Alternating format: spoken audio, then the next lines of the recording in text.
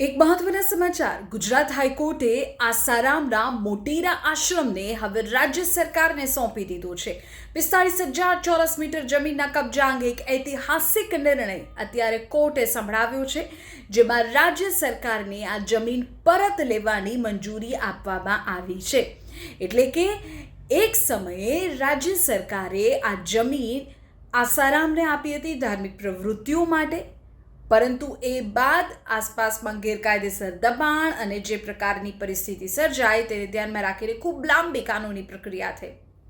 એ બાદ હવે આ કાનૂની સંઘર્ષનો અંત આવ્યો છે અને મોટેરા આશ્રમને આસારામની માલિકીમાંથી મુક્ત કરવાનો આદેશ આજે હાઈકોર્ટે આપી દીધો છે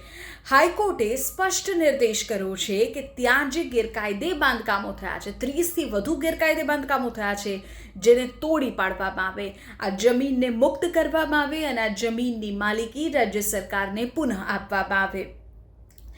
તો આસારામનો મોટેરા આશ્રમ હવે રાજ્ય સરકાર એ જમીનને પરત લેશે જો કે આ જે જમીન છે તેમાંથી ગેરકાયદેસર બાંધકામો દૂર કરવામાં આવશે અને 2030 કોમનવેલ્થને ધ્યાનમાં રાખીને રાજ્ય સરકાર અહીં એક વિશેષ સ્પોર્ટ્સ સંકુલ ઊભું કરવા માંગે છે કે જે સાબરમતી નદીના કિનારે હશે લોકોને ત્યાં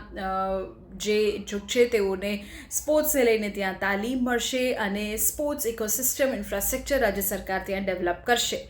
એ આવનારા સમયમાં કાર્યવાહી થશે 2030ની કોમનવેલ્થને ધ્યાનમાં રાખીને પરંતુ અત્યારના મહત્વના સમાચાર એ છે કે કાયદાકીય પ્રક્રિયા આખરે હવે પૂર્ણ થઈ છે હાઈકોર્ટે ઐતિહાસિક ચુકાદો આપ્યો છે કે આસારામનો મોટેરા આશ્રમ તેમની માલિકીમાંથી મુક્ત કરવામાં આવે જમીન રાજ્ય સરકારને પુનઃ સોંપવામાં આવે આસારામ અને તેમના સમર્થકોને આ મોટો ઝટકો છે